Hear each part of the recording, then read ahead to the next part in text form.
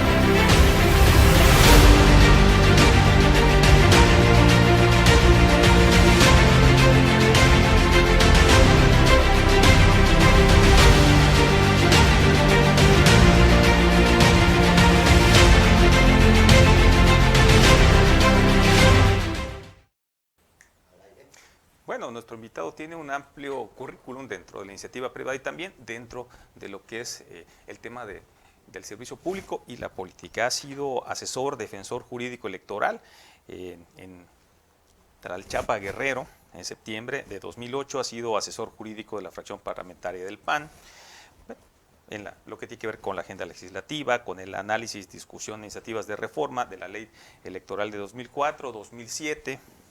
Ha sido representante propietario del Partido Acción Nacional ante el Instituto Electoral de Quintana Roo. También ha tenido que ver con la presentación, seguimiento y resolución de diversos juicios de inconformidad, revocación, apelación de producción de los derechos político-electorales del ciudadano y de la revisión constitucional ante el Tribunal Local y del Poder Judicial de la Federación. Así es, miembro del Comité Directivo Estatal, coordinador de comunicación de Quintana Roo de la campaña del entonces candidato Felipe Calderón Hinojosa a la presidencia nacional. Ha sido representante propietario del Partido Acción Nacional ante el Consejo Distrital número 3 de la elección 2018.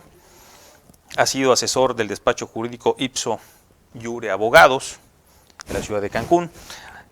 Ha sido miembro, secretario de Promoción Ciudadana del Comité Directivo Estatal de Acción Nacional, gerente de oficina de enlace legislativo de la diputada federal Mercedes Hernández Rojas. Ha sido usted profesor de bachillerato también en el CEBES y asesor en el Partido Acción Nacional. Hoy es diputado nuevamente. Está usted en derecho de réplica. Ha habido algunos temas a nivel estatal que de alguna forma se han comentado en varios medios de comunicación. En este programa usted tiene el derecho de la réplica. Uno que ha sonado mucho, el tema de la transparencia en el Congreso.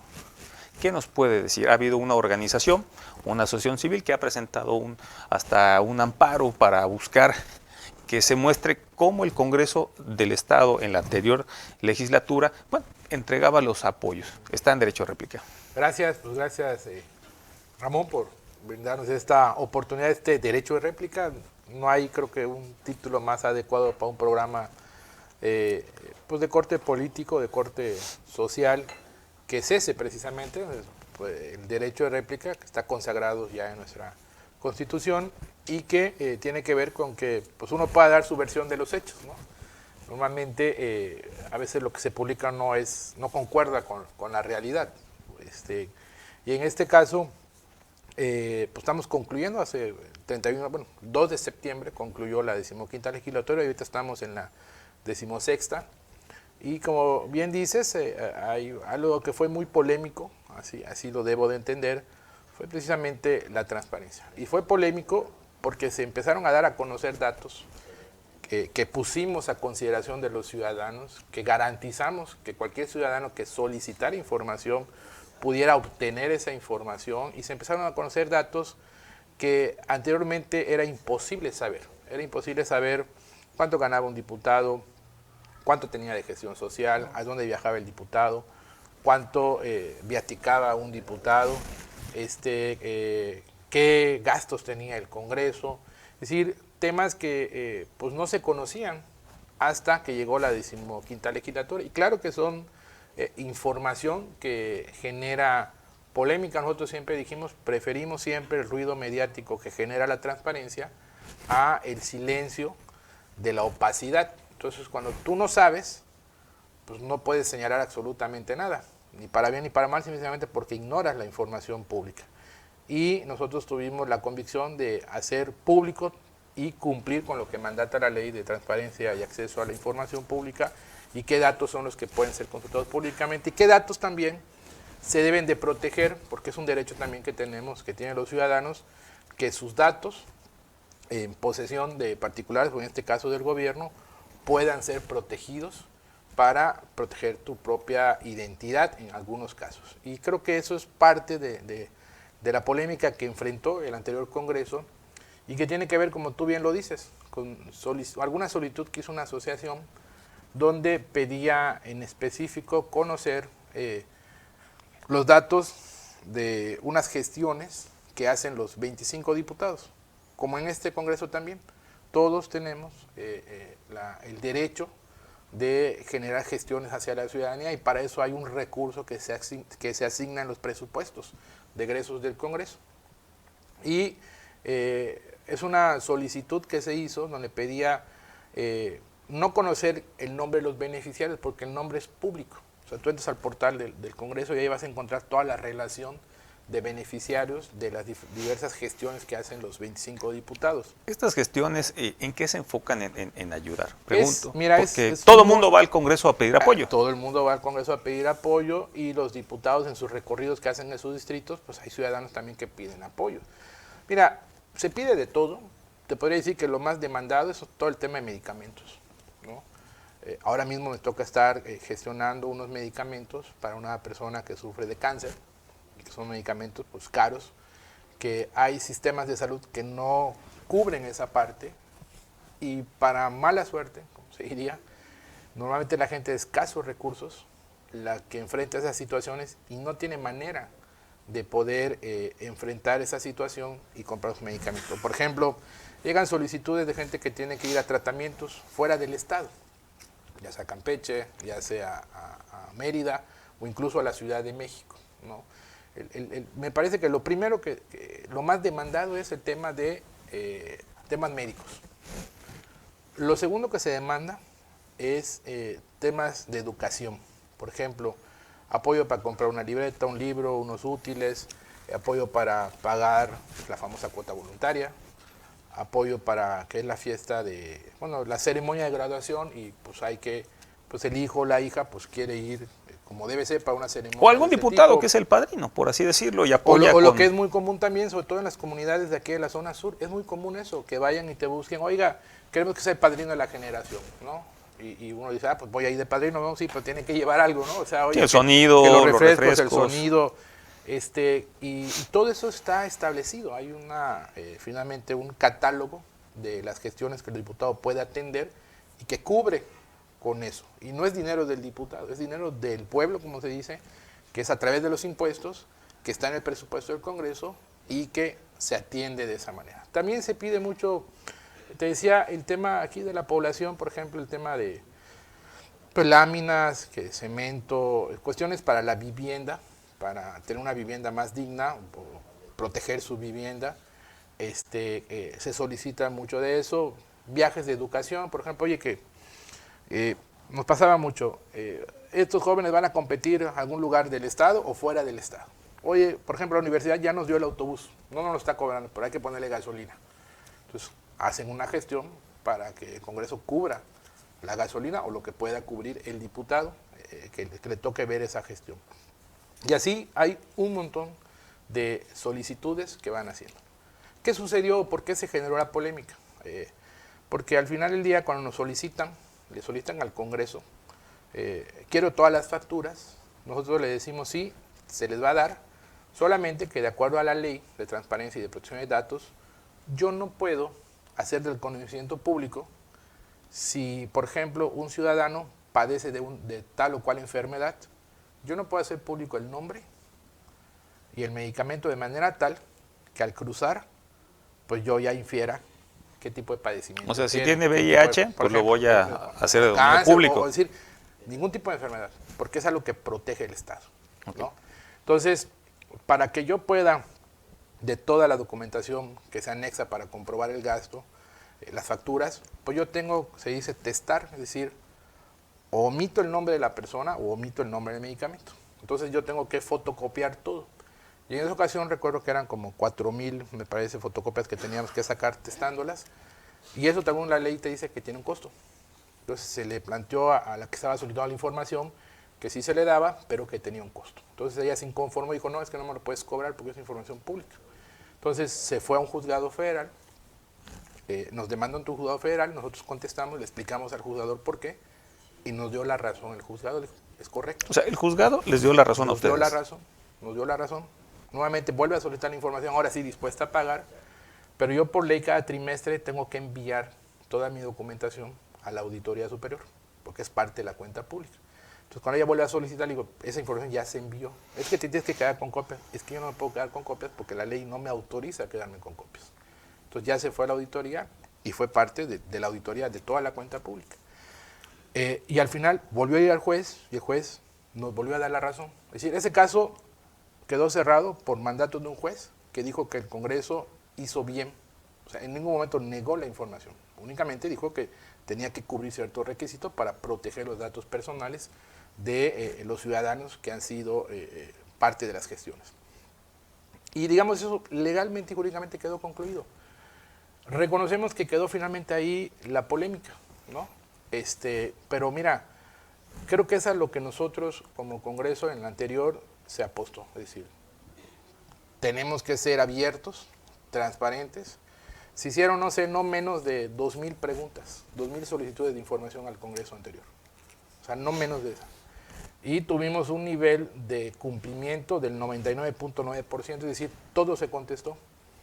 No hubo ninguna resolución donde nos obligaran a dar una información que nosotros hubiéramos escondido, como se dice. Toda la información se dio a conocer de todo lo que se fue pidiendo. Entonces, me parece que es una nueva cultura donde todos tenemos que entrar, la ciudadanía, los servidores públicos, donde ambas partes, nosotros estamos obligados a cumplir la ley y se establece cuáles son los derechos del ciudadano para buscar esa información pública. Pero al final del día ahí quedó la polémica y también quedó acreditado legalmente que el Congreso siempre actuó con respeto a la ley y acatando lo que dice la ley y lo que han dicho en este caso alguna autoridad superior como puede ser un juez federal, que en ese caso ratificó lo que hizo el Congreso. Digo, este tema generó polémica y de alguna forma mediáticamente fue de lo más sonado, digamos, el año pasado. Tan así que una senadora hace unos días vino a presentar una denuncia pública, la senadora Maribel, que asistió a la Auditoría Superior a solicitar.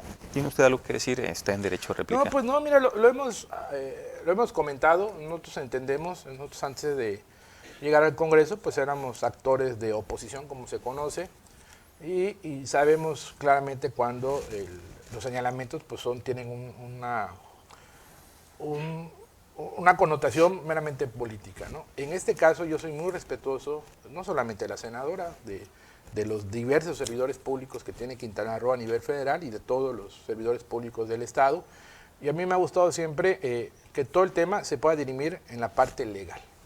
Porque en la parte política finalmente, yo creo que el ciudadano está cansado de eso, que se avientan culpas por todos lados, pero no pasa de eso. O sea, no hay al final del día una situación legal que atender. En nuestro caso, nuestras cuentas públicas han sido aprobadas. La de 2018, este actual Congreso, del cual soy parte, pues también le tocará sancionarlas, la auditoría lo ha hecho, entonces yo puedo afirmar categóricamente que todo ha sido correcto de acuerdo a la reglamentación del gasto público que tiene el Congreso. Entonces, lo que se pueda decir, pues es parte finalmente de la actividad política, pues diría yo, ese adelantamiento de los tiempos electorales, pensando ya en lo que viene, y yo prefiero concentrarme en lo que me toca ahorita, que es el presidente de la Comisión de Educación. Prefiero concentrarme en eso y concentrarme en mi trabajo legislativo, que al final del día, para eso me pagan los quintanarroenses, para eso me eligieron los quintanarroenses, y es a quien les tenemos que rendir cuentas. Okay. Otro tema que fue muy controversial en los medios de comunicación, el tema de que cierto grupo de poder dentro del Partido Acción Nacional pues le había cerrado las puertas a muchos jóvenes dentro de Acción Nacional. Está en derecho de réplica. No, mira, fíjate que al contrario, nosotros junto con otros partidos impulsamos en el Congreso, en esa legislatura que pasó, garantizar el acceso a los jóvenes, no solo al PAN, garantizar el acceso a los jóvenes a la representación en los cabildos de los municipios. Establecimos la cuota de jóvenes, es decir, todos los jóvenes menores de 29 años, por ley, tiene que haber un representante en cada cabildo. Y hoy en día tenemos alrededor de 22, un poquito más, de regidores jóvenes, es decir, regidores que son menores de 29 años. Y en el caso particular de Acción Nacional, yo provengo de Acción Juvenil. Yo junto con la senadora Mayuli Martínez, actualmente senadora, con el exdiputado Fernando Levín, somos parte de una camada que inició en juveniles, que iniciamos como jóvenes. Y hoy en día el PAN tiene a nivel estatal varios regidores jóvenes, tenemos en Carrillo, tenemos en Felipe Carrillo Puerto, tenemos en Tulum, tenemos gente joven que está representando a Acción Nacional. Entonces, lejos de no apoyar a los jóvenes, al contrario, ha sido, me parece, el periodo donde más participación han tenido los jóvenes, no solo en el PAN, sino que a nivel estatal en los diferentes cabildos. Bueno, otro tema igual que otro medio de comunicación, digo, no estamos citando los nombres porque no sería ético ni correcto, retoma una declaración que hace el actual presidente de la Junta de Coordinación Política, el diputado Gasca, donde dice que no aparecen 29 unidades, vehículos de super mega lujo, entonces está usted en derecho de réplica. Yo entiendo, si vemos en retrospectiva, me parece que de alguna manera también, cuando nosotros llegamos al Congreso, pues llegamos con los mismos ímpetus, ¿no? Y de manera natural, son declaraciones que digo, se dan en un contexto de que llega, digamos, un nuevo gobierno o una nueva corriente de diputados, y pues evidentemente de repente es muy sencillo porque tienes presión de medios, de actores políticos que dicen, hay esto, hay lo otro, y a veces pues no nos quedamos con las ganas de declarar.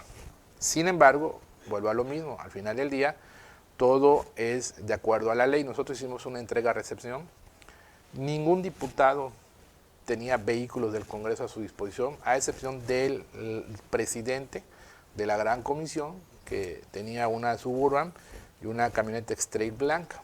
Camioneta X-Trail que ahorita trae el actual presidente del Congreso, de la Junta de Gobierno y Coordinación, y la Suburban que ha decidido no darle uso, lo cual es muy respetable. Nosotros lo que planteamos cuando, por primero no existe eso de que no hay vehículos o que no los devolvieron los diputados, porque no tenían vehículos los diputados.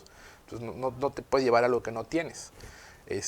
Hasta donde entiendo, ya en la entrega-recepción se recibió todo de conformidad porque ahí está todo.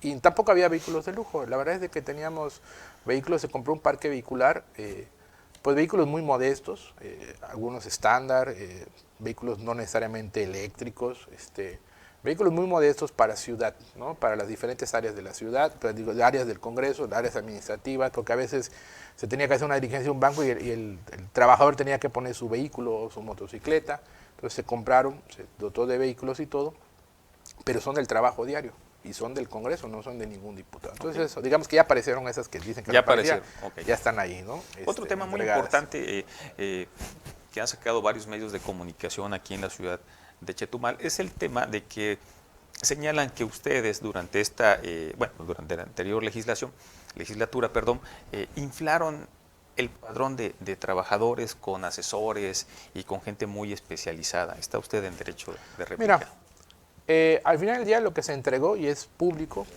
yo estoy esperando nada más que transcurran los 60 días que marca la ley para dar un posicionamiento al respecto. Mira, el Congreso, de cuando lo recibimos en septiembre de 2016, ahora que se entregó en septiembre de 2019, en unos redondos aumentó en 42 trabajadores, pero además que están perfectamente justificados. Se generó una figura para las comisiones que no existía antes, que son los secretarios técnicos, que es la parte técnica que lleva el trabajo técnico de cada comisión, y tan solo ahí son 25 comisiones las que integran el Congreso, es decir, ahí son 25 plazas nuevas. Por mandato constitucional federal se crearon 2 áreas. No es algo que inventó este Congreso, es algo que viene de la reforma del Sistema Nacional de Combate a la Corrupción, que es el órgano interno de control, que es lo que era la Contraloría anteriormente, ¿sí? Y se creó la unidad de vigilancia dependiente de la Comisión de Hacienda. Esas 2 nuevas áreas, desde luego, que tuvieron nuevas plazas. Entonces, al final del día está perfectamente justificado. Me parece que ha habido una confusión. Cada 3 años hay un grupo de colaboradores, se les conoce como asistentes legislativos, que es el derecho que tiene cada diputado de poder contratar asesores, ¿no? Asistentes, o sea, asesor, asistente, secretaria, auxiliar, como se le quiera denominar, es un derecho que contempla el presupuesto de egresos que cada diputado puede contratar. Entonces, esos trabajadores cada 3 años rotan. Entonces, cuando tú recibes el Congreso, hay alrededor de 100 trabajadores que son los que van y vienen con los 25 diputados, pero no son parte de la nómina formal del Congreso, ¿sí? No son basificados, no son de confianza, y cada 3 años van rotando y van cambiando. Entonces, a lo mejor ahí de repente hay una confusión, porque si tú sumas esos en promedio de 100 trabajadores a lo actual, pues pareciera que la nómina crece en 150 trabajadores, y la verdad es que no es así. De hecho, en este momento ya varios diputados están haciendo ejercicio de esa facultad que tienen de dar de alta a sus asistentes legislativos. Otro de los temas que ha causado igual otro medio de comunicación aquí de la ciudad de Chetumal, un medio digital e impreso, donde menciona que usted desde el Congreso del Estado estuvo apoyando a ciertos proyectos políticos del Partido Acción Nacional y que incluso hubo desvío de recursos del Congreso del Estado para financiar sus campañas políticas. ¿Está usted en derecho de réplica? Pues absolutamente falsa esa información. Yo los puedo apoyar políticamente porque son compañeros de partido, desde luego, y políticamente creo que haciendo un buen trabajo, pero de ahí a que haya un apoyo del Congreso de manera material o económica hacia algún candidato, pues es absolutamente falso, ¿no? Entonces, mira, por ejemplo, todos los convenios de publicidad fueron abiertamente transparentes, todos conocían cuáles eran los convenios comerciales, que luego, entiendo, se prestaba mucho a ese tema, ¿no? Entramos en una fase de veda electoral donde incluso a los medios se les pidió no poder publicar prácticamente nada de lo que hiciera el Congreso, ¿no? Para respetar la veda electoral. Entonces, en ese aspecto incluso no hubo ninguna... en la elección de 2000, nos tocaron 2 elecciones, la de 2018 y la de 2019, y en ninguna hubo queja alguna de parte de algún partido político, de algún candidato, de posibles actos de desvío de recursos con fines electorales por parte del Congreso o de algún diputado. Entonces, eso yo creo que habla por sí mismo, que si hubiera habido algo, si hubiera sabido de algo, desde luego, se hubieran metido las quejas o las impugnaciones, y la verdad es que no hubo absolutamente nada, porque ni siquiera hubo algún señalamiento de algún trabajador del Congreso que diga, oye, me están obligando a ir a tal acto de campaña, a votar por tal partido. Fuimos extremadamente respetuosos en garantizarle que, primero, el cumplimiento de la ley, y segundo, la libertad para que cada trabajador y funcionario del Congreso ejerciera su derecho al voto con la libertad total y absoluta. Otra pregunta más, muy interesante. Un medio de comunicación aquí de la ciudad igual redactó que de alguna forma usted fue el conspirador, el orquestador para que al inicio de esta nueva legislatura pues no se dejaran pasar a ciertos personajes políticos. ¿Está usted en derecho de réplica? ¿Cómo cuáles? No, pues no sé a cuáles se refieran, pero nosotros tuvimos como Congreso la gran responsabilidad, por ejemplo, de integrar todo el sistema local anticorrupción. Digo, refiriéndome a la toma de posición donde usted también volvió a rendir protesta Ajá. como diputado y que suscitaron los hechos donde hubo pateo de puertas. Es que, a ver, si usted va al Congreso Federal, la Cámara de Diputados Federal o al Senado, pues sí, se les conoce, son las casas del pueblo, pero tiene ciertas normas que hay que cumplir. O sea, tú no puedes llegar y meterte nada más. O sea, ¿a qué vas? ¿A quién vas a visitar? Por la propia seguridad de los que están adentro. En el caso de la instalación del Congreso se repartieron las invitaciones, se le invitó, obviamente, se le invita a todas las autoridades, se les dio por diputado que iba a tomar protesta entre 10 y 15 invitaciones para que invitaran a sus familiares, amigos, a las personas que quisieran invitar. Evidentemente el Congreso tiene un aforo. Por norma no se debe violentar ese aforo porque pone en riesgo la seguridad de los que están ahí adentro. Efectivamente llegó en este caso una senadora y que estaba invitada como senadora de Quintana Roo que es, y sin embargo ella pues abrió puertas para que entrara mucha gente que venía con ella que no tenía invitación diciendo que era la Casa del Pueblo y que efectivamente es la Casa del Pueblo. Entonces pues no es que el Congreso no haya querido que entraran, ¿no? Es que hay un grupo de invitados, ¿no? Y hay un máximo que puede albergar el Congreso.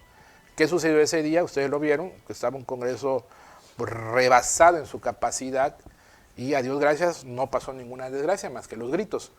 Pero si ahí se genera algún tipo de conato, pues de bronca como se conoce, Dios no lo quiera, pues un incendio o algo, evidentemente nos íbamos a meter en problemas serios porque no estaba diseñado el Congreso para que tanta gente estuviera al mismo tiempo, ¿no? en ese lugar que es el Pleno Legislativo, que son las butacas. Entonces, pero nunca hubo una orden al equipo de seguridad que impidiera. En el momento que nos dijeron es que ya quieren entrar, pues que abran las puertas y que pasen y ya, ¿no? Porque pues, no, tampoco podemos poner en riesgo al detener la entrada, porque pues, se puede romper, son de cristal las puertas, se pueden romper y pueden lesionar a alguien. No, pues sí rompieron. Pues sí rompieron, ya sabes. Pero es parte de la efervescencia Pero es lo que digo, política. mira, el discurso se escucha bonito, es la Casa del Pueblo, pero insisto, tú vas a cualquier otro congreso del país y el Congreso Federal y tienes que cumplir ciertas normas para entrar. O sea, no te impiden la entrada, solamente tienes que identificar a quién vienes. Vienes a ver a algún diputado, algún senador, ¿no? ¿A qué vienes? Porque por lo mismo y es alguien que quiere hacer daño a alguien que está adentro. Entonces nosotros tenemos que responsabilizarnos de la gente que está adentro del, en este caso, del edificio legislativo. Bueno, nuevamente usted estuvo, como dicen, en el ojo del huracán en términos ahí periodísticos, porque otro medio de la ciudad de Chetumal pues nos comenta de que de alguna forma usted conspiró para que se organice ahí un tema pues entrenamiento vamos a decirlo así, medio boxístico entre Carlos Hernández y Villatoro. No, está en derecho y réplica. ¿Qué nos puede decir no, de al eso? contrario, entramos ahí a hacer la de referee para separar a las partes. La verdad es que fue una sesión muy fuerte. Fue un inicio de legislatura muy complicada, polémica, donde pues, se vivió la pasión. Que yo no veo mal, claro, lo malo es llegar a los golpes, desde luego. Eso es terriblemente reprobable que los servidores públicos tengamos que llegar a los golpes. Eso me parece totalmente reprobable y todos, hasta un servidor que se metió a defender, pues todos somos corresponsables, ¿no? Esa es la realidad. Pues es un escenario bochornoso que tachó a la legislatura, la ha tachado de que si es una pelea de box, un ring, el campeonato y todo esto. Bueno, otros medios dijeron que pues fueron unos así como que arañazos nada más, ¿no? Y temas de esos, ¿no? Pero a ver, literalmente fueron patadas bajo la mesa. Unas patadas bajo la mesa, debajo Carlos de la Hernández y mesa, todo. Sí, fue un momento ahí estaba la pasión al 100, ¿no? Había un debate de ideas que pasó a debate personalizado y que terminó en una confrontación entre unos compañeros diputados y que y pues ya no ha vuelto a pasar y esperemos que nunca vuelva a pasar. Un editorial de un medio digital igual de Chetumal subió curiosamente en esos tiempos pues una información donde decía de que pues usted por la experiencia que traía de la anterior legislatura, pues ya traía, como dicen, el colmillo político bien afilado, pues chamaqueó a la nueva legislatura en sus inicios. ¿Tiene usted algo que decir? No, Está bueno, en derecho de réplica. Pues ya, como por ahí lo decía, no es el villano favorito, el diputado Martínez. Mira, somos 3 diputados que repetimos. Un servidor, el diputado Pepe La Peña y la diputada Tiara. En el caso del diputado Pepe es la 3ª vez que es diputado, o sea, tiene mucha más experiencia. El diputado Villatoro es 3ª vez que es diputado, o sea, tiene mucha más experiencia que la que tiene un servidor. Él ya trae un récord, creo que a nivel estatal. Entonces, mira, claro que los que hemos estado, o en este caso que me tocó reelegirme, pues desde luego tenemos más conocimiento de muchos temas, ¿no? Pero también los diputados que van llegando, pues tienen esa, digamos, frescura de ver las cosas de manera diferente, que uno a veces ya no las ve así. Y entonces se aprende mucho también de ellos, ¿no? Ahorita que estamos, precisamente ahorita en las comparecencias, que se habla de revisiones a las leyes que aprobamos nosotros, pues está interesante entrar a esa revisión porque a lo mejor ellos logran ver cosas que nosotros no detectamos en su momento, ¿no? Y yo en lo particular, pues yo digo que todos los días se aprende, y lo mismo aprendes de una persona con mucha experiencia, de una persona que apenas va iniciando, ¿no? Entonces, estamos creo que en el Congreso para aprender todos los días y poner en práctica todos los días lo que se va aprendiendo, porque al final del día es la mejor manera de desquitar el sueldo, desquitar la oportunidad que nos dieron los quintanarroenses de servirlos en el Congreso. Entonces sí hay experiencia, pero esa experiencia, yo siempre lo he dicho, es canalizarla para bien, no para mal.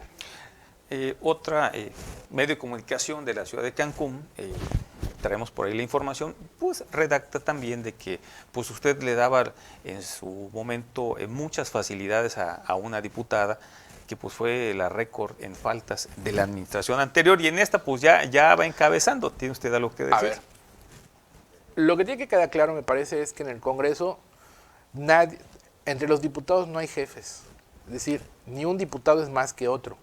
Todos somos pares, todos somos iguales, todos tenemos las mismas responsabilidades, las mismas facultades.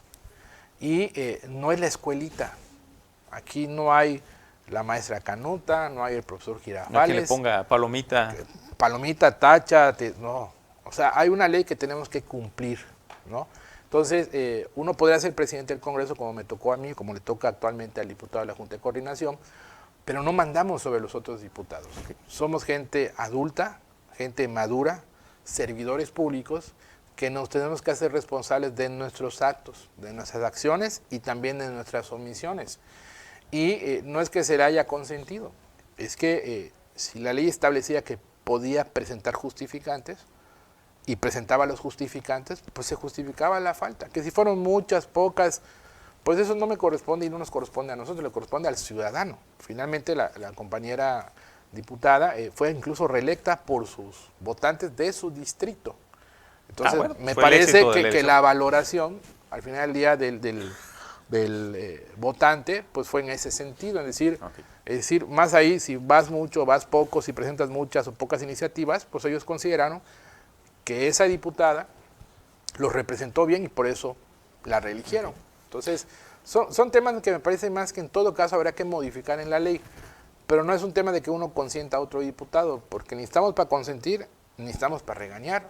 Todos somos iguales en el Congreso. Bueno, los únicos que regañan son Carlos Hernández de Villatoro, pero no vamos a meter en esos temas, ¿no? Diputado, se menciona mucho que fue una de las legislaturas que medianamente fue productiva en el término de la generación de leyes. ¿Tiene usted algo que decir? ¿Está en derecho a réplica? Sí, yo creo que sí, creo que fue una legislatura de la alternancia, donde ningún partido tenía una mayoría.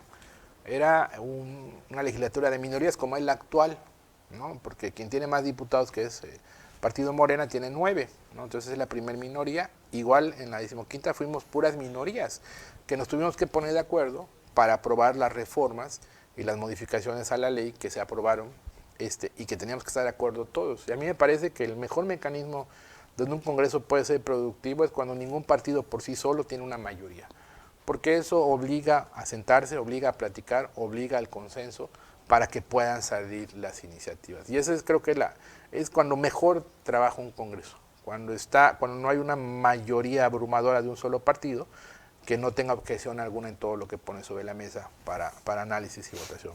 Y esta legislatura me parece que después del inicio polémico que tuvo, ha ido trabajando en consenso. O sea, todas las fuerzas políticas nos hemos ido poniendo de acuerdo. Hemos tenido debate fuerte, frontal, pero muy respetuoso.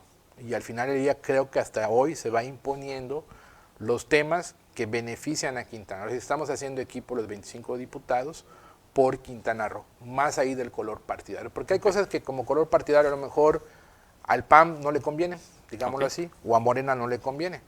pero si es por el bien de Quintana Roo, vamos unidos, ¿no? Ok. Y eso yo creo que es lo que quieren los ciudadanos. Dos preguntas más para terminar esta entrevista, que bueno, tenemos más de 90 personas en línea, creo que es muy interesante el tema que estamos tratando.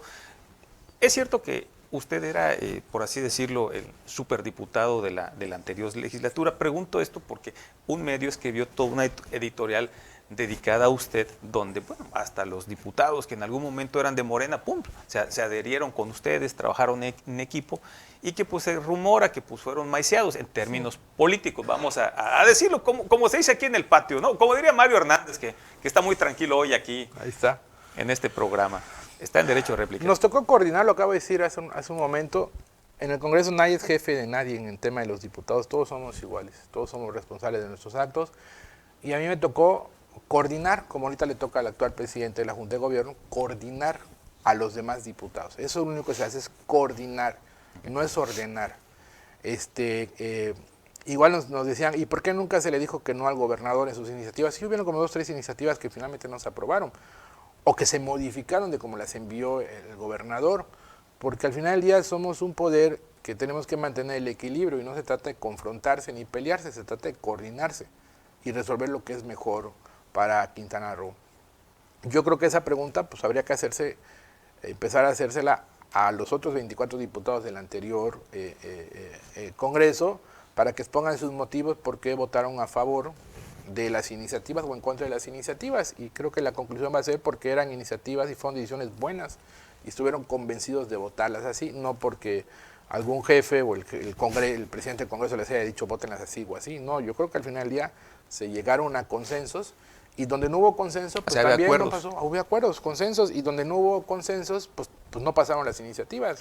Tan es así que se quedaron iniciativas que se tuvieron que desechar porque nunca hubo el consenso para poderlas aprobar. Ok. ¿Con qué exgobernador de Quintana Roo se lleva usted mejor? Pregunto esto porque yo sé que usted tiene... Con mi tío, el gobernador Jesús Martínez Rosa. Esa es una buena pregunta para que vea. O sea, obviamente... Con él nos llevamos bien. Y de los otros gobernadores, pues no... Fíjate que hasta ahora que llegué como presidente del Congreso, pues obviamente he tenido la oportunidad de tratar al actual gobernador Carlos Joaquín. En alguna ocasión, o como parte del trabajo como presidente del Congreso, empecé a tratar al exgobernador Joaquín Hendrix, que ha estado yendo mucho al Congreso. Una de sus hijas era diputada, fue diputada junto conmigo en la 15ª, al que donde lo veo, lo saludo, es una persona muy respetuosa, es a Miguel Borges, una persona muy respetuosa y todo, siempre acudió a los eventos del Congreso, siempre se le invitó, y son los que he tenido oportunidad de saludar. Okay. De tratar, pues obviamente por el tema familiar, al exgobernador Jesús Martínez Rosa. Que próximamente va a estar aquí con nosotros, el Pulso Sur, es un buen amigo aquí. Entonces, bueno, diputado, usted es rudo técnico dentro de esta nueva legislatura. ¿Cómo va a estar? ¿En qué bando va a estar usted? Quiero ser muy, muy técnico. Creo que la Comisión de Educación requiere mucha aplicación, mucho conocimiento.